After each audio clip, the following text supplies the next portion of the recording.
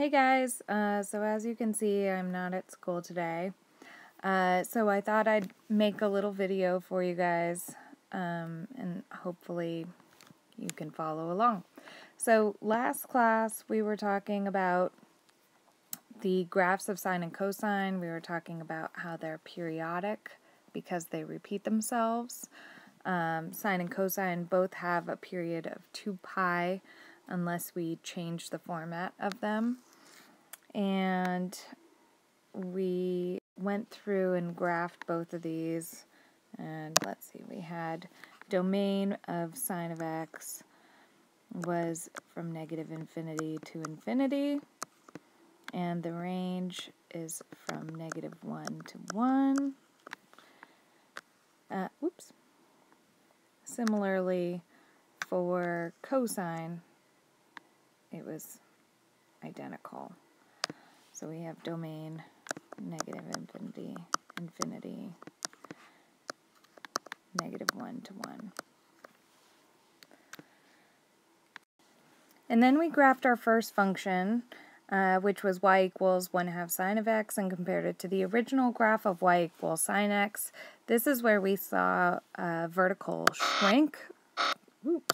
From last year, you can recall when we have a number out in front, that results in the vertical.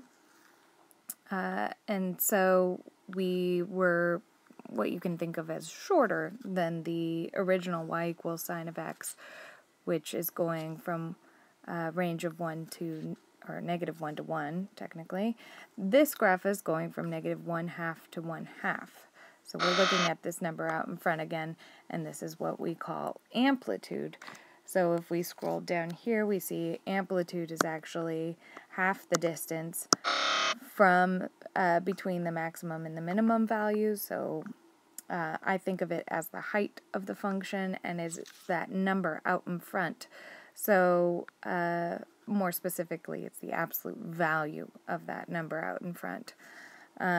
If that absolute value is bigger than 1, we're going to have a steeper hill. It's going to be taller. And if we are in between 0 and 1, it's going to be shorter. Next, we graphed y equal sine of 3x and compared it to the graph, again, of y equals sine x. I picked these numbers purposely so that when I plug them into the y equals sine 3x, I would have values that I knew in the unit circle. So after we graphed this, we realized that we had what we would recall from Honors Algebra 2 as a horizontal shrink.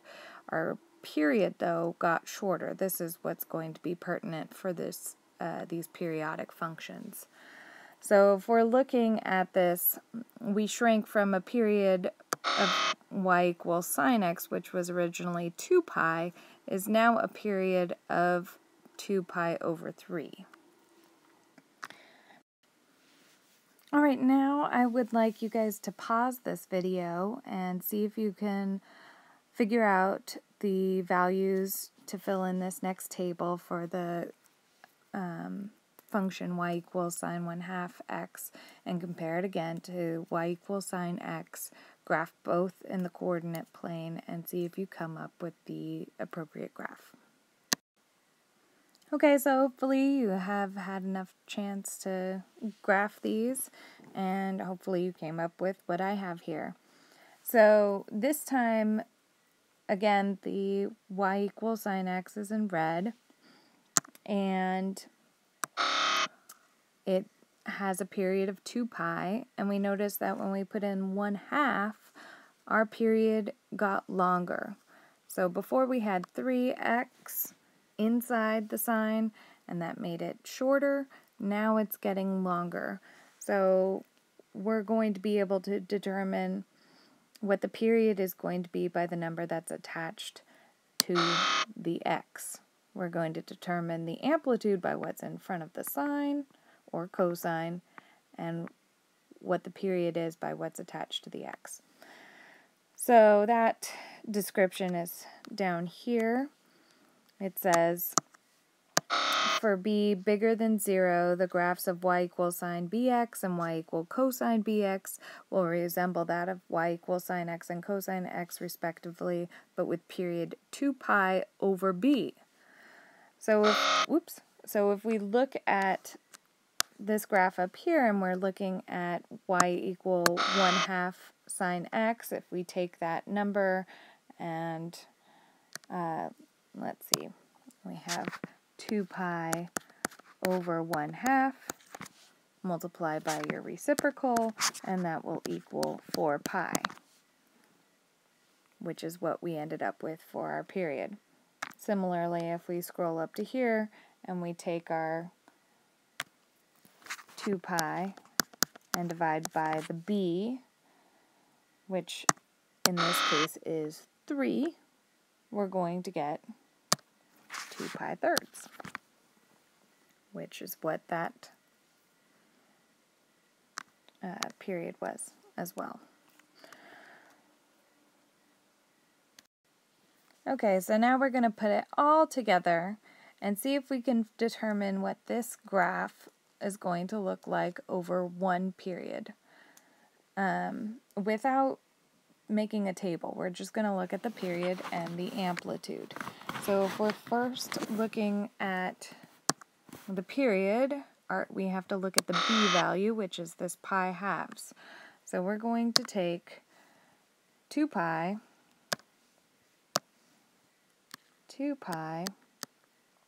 and divide it by pi over 2. Well, the pi's are going to cancel out and we're going to actually be left with 4 if you multiply it by the reciprocal. And the amplitude, again, is going to be your a value, which is 2 in this case, the number out in front of the cosine. So we're going to have an amplitude of 2. And all from this, I'm going to be able to graph this. Now, sine and cosine both have 5 critical points that I need to see in your graphs. The starting, the middle, the end, and where it hits its peak and where it hits its lowest valley. Those are going to be the critical points. So if we're looking at sine, that would be something along the nature of starting here, you go up, you come back down. This would be a critical point, this would be a critical point, here, here, and here. And I need to see the associated tick marks on the x-axis and where it hits on the y-axis as well. Those are the things that I need to see anytime that you graph sine. This time we're, of course, not graphing sine, we're graphing cosine, so it has a little different appearance. Instead of starting at 0, we start at 1 typically. And so for cosine, ooh, that was terrible. It's a terrible cosine. Let's try that again. Oh, it won't let me erase that.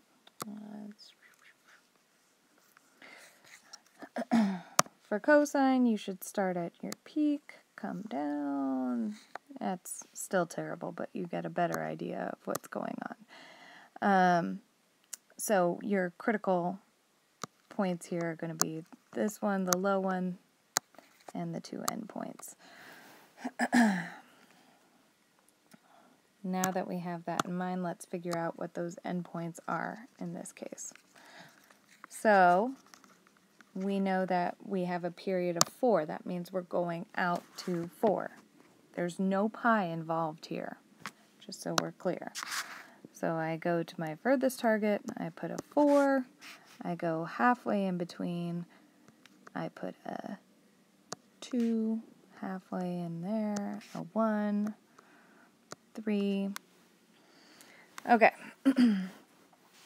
Now typically we'd start at 1, but since our amplitude is 2, we actually start at 2. So I'm going to go up 2 if I can.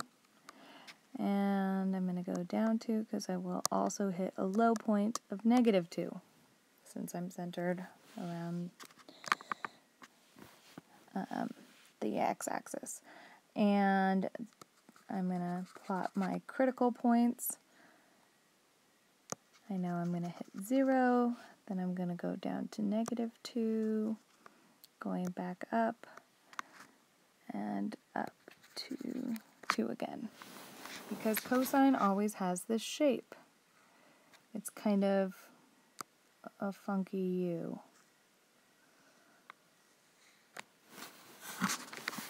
And sine always has its shape.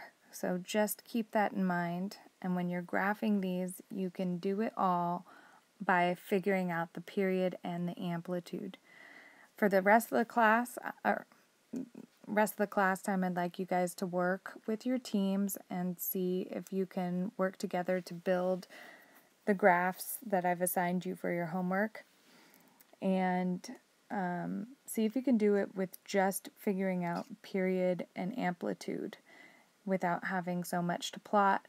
And then use your graphing calculators to verify that you've graphed it appropriately. You can change your domain and range values on your window so you can see if you've plotted exactly what you were supposed to by restricting your domain to what you think it should be and your range. Anyways, good luck, and I will see you guys on, I think, Friday. So it'll be a while. Of course, if you need help, come and see me during Flex tomorrow or at lunch.